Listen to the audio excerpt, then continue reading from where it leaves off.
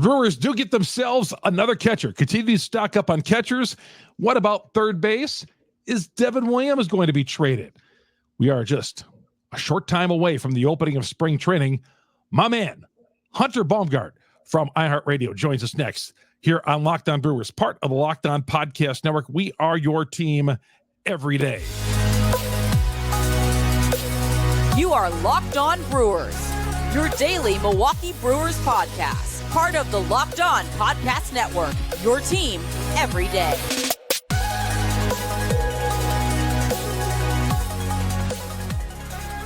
Hi, everybody. Welcome to Locked On Brewers. I'm your host, Chuck Freeman. Good to have you along. Locked On Brewers.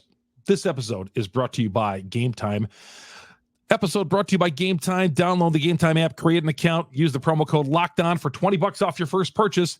Gametime. Download the app today.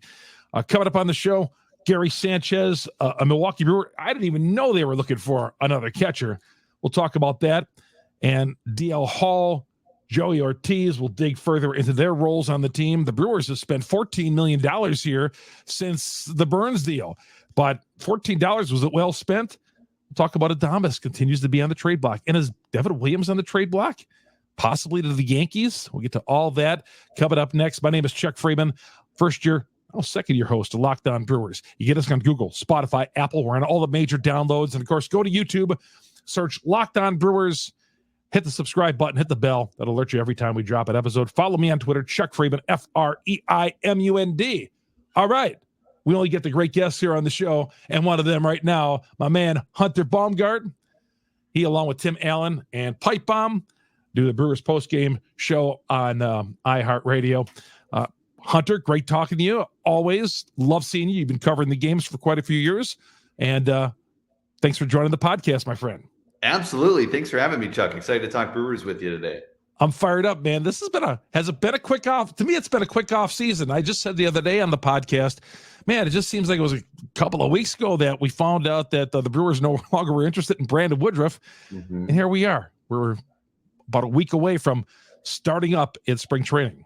Yeah, that was the first week of November, if memory serves there. About, 3 months ago? Those 3 months flew by. It was right after Thanksgiving. Thanksgiving, right? Yeah, it was right in that November time period. Yeah. And I think it since then, it's just flew by. It's absolutely flown. And what's great is for us who love baseball, we get games here coming up at the end of the month already in spring training, and pitchers and catchers report for the Brewers in less than a week, which is awesome. No, it's exciting. And obviously, the busyness of the offseason for the Brewers really has occurred in the last 2 weeks. It was quiet for a lot of the offseason, and then the last 2 weeks it kind of picked up, and now the 2024 Brewers are taking shape. I'm going to ask you about a couple of these guys and what you think, but overall, the overall picture, do you think that are you pleased with the offseason so far by the Brewers? It's an interesting offseason, one that I think obviously the big question coming into the offseason was Craig Counsell going to come back? And that got answered early in November when he made the move. And then you get Pat Murphy, who's who takes the step up from the bench coach role. And so now you see, okay, you got that, you got Ricky Weeks, but then you got the whole staff back. So it's a lot of people bringing it back. And then it was, okay, are they going to trade? That was the next thing are they going to trade Burnes? Are they going to trade Adames? Two guys going into the contract year. And to be honest, I had thought at the beginning of the offseason, if Craig Counsell goes somewhere else, then I think they'll move Burnes, because I thought then you're kind of in a transition anyway. And if you have Counsell, maybe you go for it one more year. But if you're in a transition anyway, get what you can for Burnes. Maybe this is 2024 as a transition, and then see where the young guys go and what you can do there. And then maybe 2025, you're back to where you were in 2023. But then as the months went on and we all of a sudden became late January, I did not think Corbin Burnes was going to be moved. It sounded like he was ready. He was on the Foul Territory podcast recently. He just talked about not after he was on after the trade, but before the trade, and just said, we're fired up. I'm fired up to get down to spring. And it just sounded like the Brewers were gung-ho on going for it again this year. And then they signed Rhys Hoskins, and that was huge. That was the guy on the first base market. And that was the guy that seemed to put kind of all the pieces together. Okay, they are going for it. They're going to keep the guys and see what happens this season and try to obviously compete for an NL Central title, which they still will, but obviously in a more big capacity with Burnes and the team. And then the Burnes trade kind of put that, kind of turn the turn the globe a little bit on that. So it's been an interesting last couple of weeks. It was a quiet couple of months, but am I pleased with the offseason? I think it's just been an offseason of some unexpected and some expected. Until the Rhys Hoskins deal, I was disappointed in the offseason. Still feel like they have to fill the third base spot. But, I just don't want to see any slippage, Hunter, on this team because we've been contended the last couple of years. Enjoy going to the playoffs. Would love to go a little further. But when I see them pick for third or fourth in the division by some of these publications, I'm like, oh, boy. Yeah, no, it's true. I mean, I think before the Burnes trade, they had to have been the top after the Rhys in that 6-day period between Rhys Hoskins and Corbin Burnes, those two moves. I think they had to have been up top of the division. Just because, sure, the Cubs got Craig Counsell, but they haven't really signed as of now. They haven't really signed anybody else. They got Hector Neris, the reliever, but otherwise they haven't spent the big money that I think a lot of us expected to once they got Craig Counsell. Mm-hmm. And then the Reds have kind of been every year. It's like, oh, maybe this is the Reds' year. Maybe this is the Reds' year, but the Reds haven't been where they are. I think the Cardinals will take a step forward this year, but they have a long way to go from where they were last year. And I'm not sure about the Pirates. So I thought the Brewers were going to be at the top, and now this, the Corbin Burnes deal kind of shifts the division a little bit, but I still think they'll compete. But like you said, they do have some holes. Last night they went out and got themselves another catcher, and this stunned me a little bit. And Gary Sanchez, 1 year, $7 million. It's like there's other places they could need another catcher. Yeah, I was. But I kind of get this now. Because Contreras DH'd a lot last year because you couldn't take his bat out of the lineup. Mm-hmm. So do you think that Sanchez might be more of the everyday catcher, get more than a spot appearance behind the plate? He did have the 19 home runs last year because they want to keep Contreras' bat in the lineup at the DH spot. Absolutely. And Pat Murphy did an interview yesterday with the Journal Sentinel and talked about how much they just want William Contreras in the lineup no matter what. And so I think this was a type of move where if you take Contreras out of the catcher role, you have a viable guy who's done it, who's been there, who's been a 2-time All-Star, who had some really good seasons in his career in New York. And then last year he was with two teams, the Mets and the Padres, 75 games, which is not a huge sample size, but he hit 19 home runs in 75 games, which is really a nice pace. So hitting an American Family Field, I think it's a sneaky good signing in the fact that you can put him in DH a fair amount as well if you want to. If Yelich is playing in the outfield, I think Yelich will DH a lot, but Contreras I think will as well. I think Contreras will be for sure your number one. He'll catch the majority of the games this season. Mm-hmm. But I just think it's a little bit of an underrated signing just because your backup catchers options before that were Eric Haas and Austin Nola, who might be viable, who are viable players, sure, and they've had careers, obviously, but I think this is a different step when you put a backup catcher because Caratini did a very nice job as a backup catcher for years. I liked him. I liked him.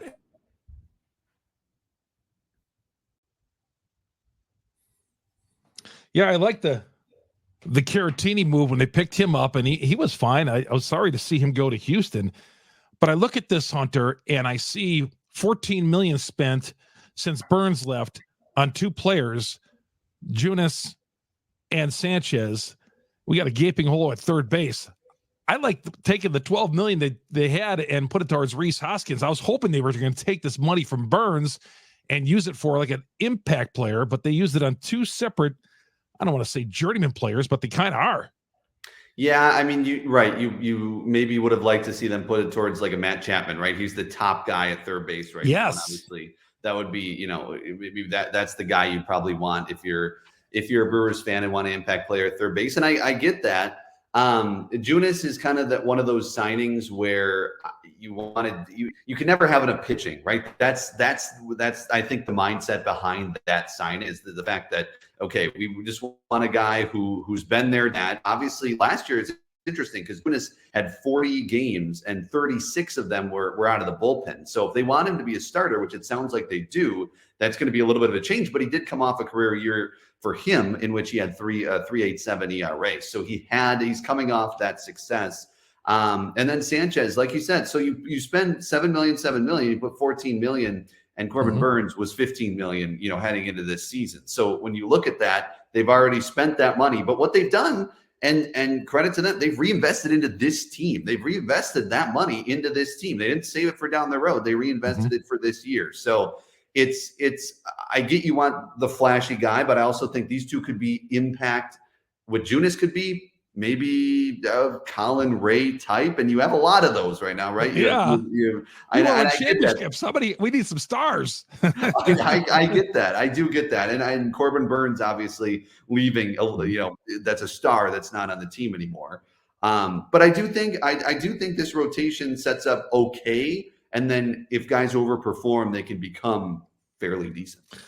I mean, and if you want to look at it this way, Burnes, they traded for Junis, Sanchez, Hall, and Ortiz. I mean, salary-wise, if you look at it that way, because let's face it, they probably don't go getting Junis, and they don't probably spend the money on Sanchez. Being a small market, we're not spending an extra $14 million, unfortunately, unless there's money to spend. And I think that's how it's all. You can look at it that way. Yeah, I guess. No, I think so. I think you can definitely look at it that way. And I think as well, you could look at it, okay, the offseason is not over yet. And who knows if they sign someone else. And then all of a sudden that, if they signed a even better, even more a tier above those guys, who knows, maybe that can be invested into this team. So I think we should still wait until this offseason is over. And the reason I say that is because there's so many guys still out there. Like the fact that Blake Snell is not on a team right now. And people have been saying, hey, Gary Sanchez, personal catcher for Blake Snell, maybe he's the next move. And maybe, who knows? You never say never. All right, hang on. We'll get to you. We're going to continue on. I got to take a quick break here. Asked Hunter about the third base spot. No stud at the top of the rotation, at least right now. And Ladamas gets shipped. And what about Devin Williams? All that ahead. Chuck Freeman here on Locked On Brewers, part of the Locked On Podcast Network. We are your team every day. This show is brought to you by Gametime. Gametime app. I've told you, I've got Brewers tickets off this. I got great seats behind the visitors' dugout many times over the years, and you can as well. Sometimes some of these apps up there, they can be frustrating, but not the Gametime app. It'll show you exactly where you're sitting. Fast, easy to use. Buying tickets for sports, music, comedy. I bought concert tickets off of Gametime. Very easy to use. Last minute tickets, flash deals, zone deals, views from the seat, lowest price guaranteed, and it is very good. See the view of your seat before you buy it, and a couple of taps, you buy these tickets, and you're good to go. The prices are all up front. You're not going to get any sneaky fees in there. Download the Gametime app, create an account, use the promo code LOCKEDON, $20 off your first purchase. Terms apply. Again, create an account, redeem the code LOCKED ON for the $20. Download the Gametime app, and I'm telling you, what do you want? Basketball tickets, concerts, anything you want, Brewers tickets, Gametime is the way to go. All the prices right there up front, so you're getting a great deal before you check out. You don't get to the end, it's like, oh wow, it's $40 more. Some apps do it, Gametime does it. Again, check it out. Download it first. Download the Gametime app. Last minute tickets, lowest price guaranteed. Gametime, create the account, use the promo code LOCKEDON, $20 off your first purchase. My name is Chuck Freeman, Locked On Brewers, part of the Locked On Podcast Network. We will be right back after this timeout.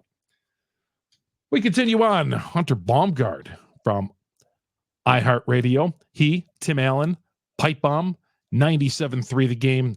They do the Brewers post-game show. I've known Tim Allen for years. Hunter as well. Pipe Bomb. All good people. All great radio people as well.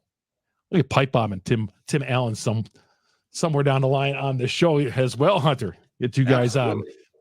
on. I'm getting fired up for the season just talking to you here. DL Hall. Sounds like he's going to be a starter on this team. Obviously, there's some spots to be won in that rotation, but he came out of the bullpen last year for the Orioles. Sounds like they told him, big fellow, we'd like you to be in that starting rotation. Yeah, it does. It does. And maybe that's a little surprising just because he has the electric stuff that you see sometimes out of the bullpen from that we've seen. Like, I know the comparisons have been made to a guy who also was in Baltimore originally, and that's Josh Hader, right? Some of the comparisons with the left-hander, coming out of the bullpen. But again, Josh Hader was thought of maybe as a starter early in his career and then found his niche obviously very well in the bullpen and has made a career out of being a closer. So who knows what DL Hall is down the road, but it does sound like they want him to be a starter. I do wonder how that'll impact him. He said that he has been preparing to be either way, whether he's used as a starter or a reliever, and just kind of. But it also sounds like the Brewers want to talk to him and see where he wants to go with it as well. Mm-hmm. So it sounds like it's kind of going to be a mutual decision, and I think it also will depend on where is Aaron Ashby health wise, and how are these other guys pitching in spring training? A Colin Ray or a Junis or some of these other guys who are in the mix, or Robert Gasser, where does he start this season? Like some of these guys, and we've seen the Brewers do this before, where they've started them in the bullpen, right? Corbin Burnes, Freddie Peralta, Josh, like they've started in the bullpen, and then eventually they become really good starters, like a Corbin Burnes did. So I feel like it's possible, and I'm not probable necessarily, because I think the Brewers down the line do want DL Hall to be a starter, but maybe he does start in the bullpen. If you have five guys that you trust and think, okay, these are going to be my starters, then maybe DL Hall starts out of the bullpen and then starts to make starts as the season goes on. Yeah, you could never use enough bullpen. I mean, the bullpen looks fully stocked right now, but I always say make a strength even stronger. And if he's got to come out of the bullpen, I'd be good with that, because I look at that bullpen, man. I like what we have going forward out there. Mm-hmm. Oh, obviously. For sure. Yeah. And the bullpen is.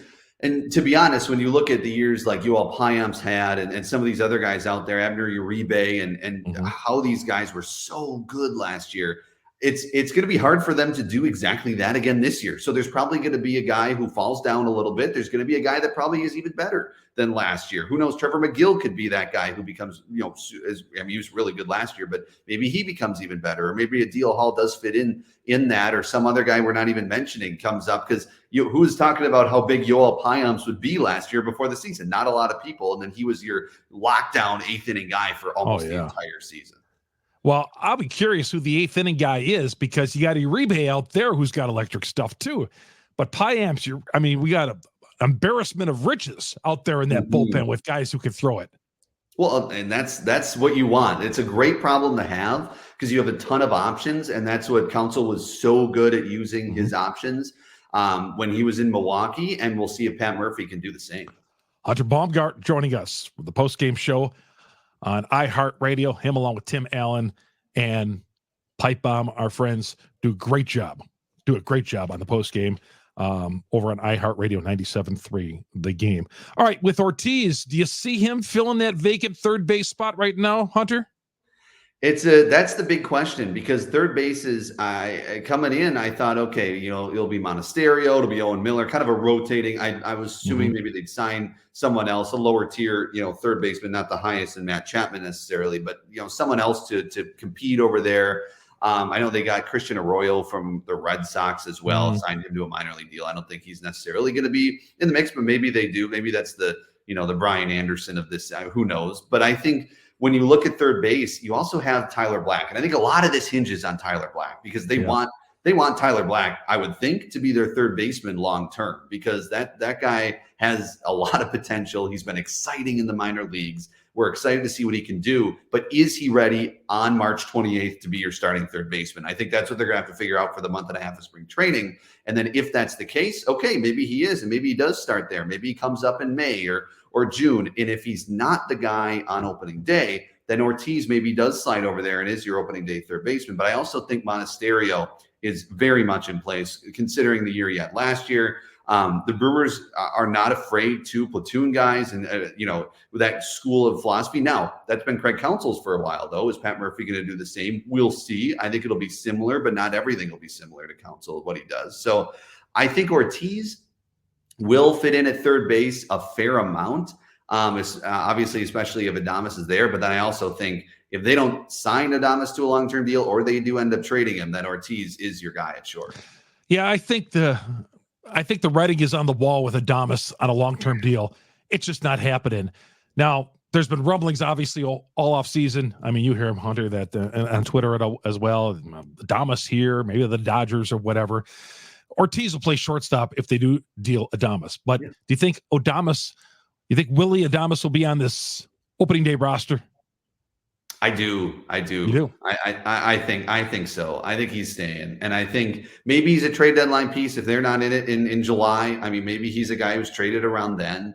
But I think I think they still need him and want him on this team. I think he came out from last year. I think he can put up some good numbers this year. And I also just think he's the heartbeat of that team, really. I mean, he's kind of the glue that I feel like could bring them through this managerial transition, through this transition of what the differences between last year's and this year's team. And I think he could still be that glue. Him and Freddie and some of these guys who've been, here a long time. I think he's just the glue there. Now, if they get, like Matt Arnold said after they traded Corbin, they're not going to shut down any conversation. So if something comes up and they're like, well, we got to take this deal, they're not going to be afraid to. But I do think Adames is on the opening day roster. Hunter, hang on for a second. We'll ask you about the crowded outfield spot when we return with Hunter Baumgardt joining us here. Great having him. Appreciate him taking a few minutes out of his time today in his busy schedule because he's got work to do as well. But appreciate Hunter coming on and contributing to the show today. Good stuff. We'll talk to him about Devin Williams, too, because there's some rumblings that he might be traded to the Yankees. We'll get to that coming up here in a little bit. This show is brought to you in part by FanDuel. FanDuel, America's #1 sports book. FanDuel, you got the Super Bowl coming up with all the props on Sunday, and they have 1 million of them over there. Now, not literally, but close to it. Whatever you want to go on. I told you McCaffrey scoring the first touchdown is the way to go for me. And I love that play. And then maybe Kelsey over the receiving yards. I like that as well. But it's all there on America's #1 sports book. And I know Super Bowl Sunday, we like to get out there, have the food, have a nice place to sit. And of course, we want to go on the games as well. Get in the FanDuel, and of course, they have all the college basketball, anything you need on the NBA, the prop bets, over and unders, all that and more. But get on all the action coming up and FanDuel, and take advantage of this offer. New customers who join today get $200 in bonus bets when that first bet of $5 or more hits. So you hit a $5 bet, you're going to get $200 in bonus bets. They upped it from $150 to $200. All you got to do is visit FanDuel.com/lockedon. That's FanDuel.com/lockedon, LOCKEDON to sign up. FanDuel.com/lockedon. Hey, they're the #1 sports book in America for a reason. They got all the props for Super Bowl Sunday as well. Check it out. Look at them over there. I mean, I gave you my tips. I'm sure you'll see a few on there as well, but it's all there. And of course, the game as well. Half times, you get everything on there for Super Bowl Sunday. And of course, all the other sports as well. FanDuel.com/lockedon to sign up today and take advantage of the $200 in bonus bets if your first bet of $5 or more wins. Chuck Freeman here on Locked On Brewers, part of the Locked On Podcast Network. We are your team every day. We're coming right back. Hunter Baumgardt is joining us. Does the Brewers post-game show along with Tim Allen and Pipe Bomb over there. Terrific job that those three guys do each and every day after games. Adames, we talked about Adames. Did you see where David Stearns is regretting the Hader trade? He was on foul territory. You mentioned that podcast a little while ago, and that pod seems to be breaking stories these days. But yeah, I was surprised that Stearns admitted to that, to be honest with you. Yeah, I mean, he said he thinks about it a lot. And so he still thinks that the intentions were right there. They just thought that they had the backfill in the bullpen to pick up for where Hader left, and they ended up not and missing the playoffs. Because he's like, when you trade a guy like that, when you're in a playoff position and end up not making the playoffs, that stings. And he said it should sting. So those were his words. And I think, I mean, how can't you? I mean, that was a season in which you didn't make the playoffs, and the only season you did not make the playoffs within this run. So if there was a year where you were going to regret something, that probably was it. In a situation where they constantly talked about bites at the apple, not getting the bite at the apple in 2022, I think was something he's definitely looked back on. And maybe this organization does things differently. And Matt Arnold was obviously under Stearns, for that as well. So maybe he learned from that too. And who knows, maybe this all factors into it a little bit. And the fact that Corbin Burnes is traded now rather than, okay, we're in mid-July, we're in first place again by a couple of games, and we're tempted to trade Burnes again. But if we do, we're going to get the backlash like we did for Josh Hader. Get rid of him now. Maybe the backlash isn't as bad. Not that they make decisions based on backlash, but I'm not talking just fan backlash. We know how that clubhouse was affected by the Josh Hader deal in 2022. Oh, yeah. So that I think that maybe factors into all future decisions for both Stearns and Arnold. Yeah. I don't know. I mean, you trade Burnes, and if you trade Adames, it does send a message. I mean, I get the message it sends to the fan base, and it sends to everybody who's a Brewer fan.